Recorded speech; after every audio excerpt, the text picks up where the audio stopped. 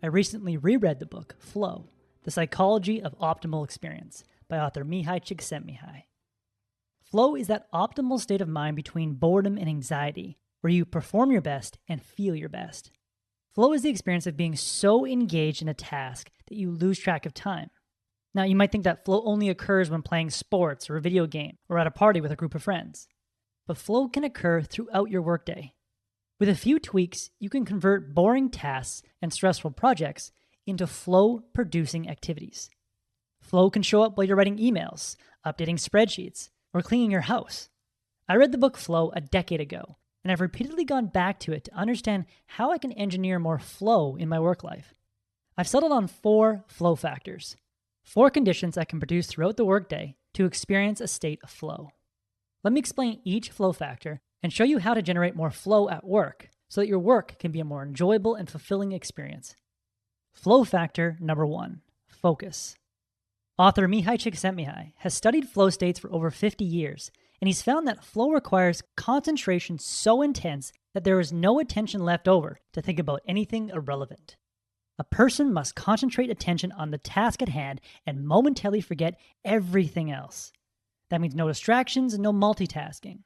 All that matters is the one thing you're doing right here, right now.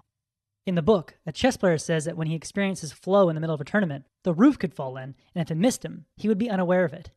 A dancer in flow says your concentration is very complete. Your mind isn't wandering, you're not thinking about something else, you are totally involved in what you're doing.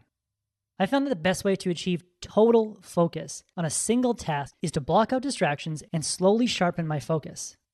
If I want to experience flow, I turn my phone to Do Not Disturb, shut down any open browsers on my computer, and put on noise-canceling headphones. Then I gradually sharpen my focus by doing a focus exercise. My favorite exercise is to put music on, close my eyes, and try to visualize a concert in my mind. For a minute, my focus is completely directed at the music. After a minute, I open my eyes and direct my one-pointed focus on the work task in front of me.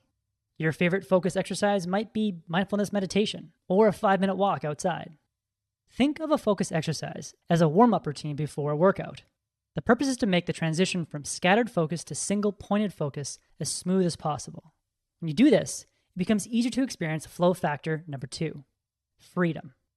When you're having a conversation with a friend on a topic you know a lot about, 2 hours can go by and seem like 20 minutes. But during a job interview, 20 minutes can seem like 2 hours. The difference? You let your guard down when you're talking with a friend you trust, but during a job interview, you're very self-conscious. You're worried about saying the wrong things. Your head is full of self-critical thoughts. Mihaly Csikszentmihalyi says, in flow, there is no room for self-scrutiny.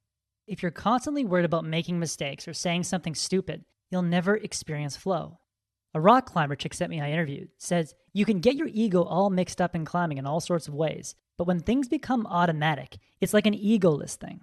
Somehow the right thing is done without you ever thinking about it. To get into this Zen-like state, you need to periodically let go and let things happen automatically by trusting your ability to solve problems. Michael Jordan trusted his basketball skills on the court under Game 7 pressure, which allowed him to forget the crowd and get into a state of flow. A surgeon can get into a state of flow by trusting his skills and his operating team enough to move past the fact that someone's life is at stake. I found that the best way to experience freedom throughout the day is to set permission timers. Permission timers are 10 to 30-minute countdowns when I give myself permission to create or execute simple tasks without judging my efforts in real time. If I'm writing a blog post or a series of emails, I'll set a permission timer for 25 minutes, and while that time counts down, I won't worry if my ideas are bad or if I'm making typos. When the permission timer expires, I go into critique mode and scrutinize my work before I publish a blog post or send an email. When I'm doing something unfamiliar and I'm worried about making mistakes, I just shorten my permission timer and check in more often. I find that letting go and being free of my inner critic allows me to experience flow more often. As Morpheus told Neo in The Matrix, you have to let it all go. Fear, doubt, disbelief. Free your mind. Flow factor number 3, feedback. A Gallup study of 1,000 U.S. employers found that managers giving little or no feedback to workers fail to engage them 98% of the time. Flow, the state of total engagement, requires a constant flow of information that lets you know if your actions are getting you closer to your goal. Mihaly Csikszentmihalyi says a tennis player always knows what she has to do: return the ball into the opponent's court, and each time she hits the ball, she knows whether she's done well or not. The climber inching up a vertical wall of rock has a very simple goal in mind: to complete the climb without falling. Every second, hour after hour, he receives information that he is meeting that basic goal. A chess player gets into flow by having the clear objective of mating the opponent's king before his own is mated. With each move, Csikszentmihalyi says, he can calculate whether he has come closer to this objective. To determine if your actions at work are moving you closer to your objective, you must give yourself frequent feedback throughout the day. I do this by setting an alarm every hour of the workday. When the alarm goes off, I ask myself, what did I accomplish in the last hour? And what can I accomplish in the next hour? This hourly check-in helps me clarify my goal and determine if my actions align with that goal. These brief check-ins help me find the flow sweet spot, which brings us to flow factor number 4, a 4% challenge.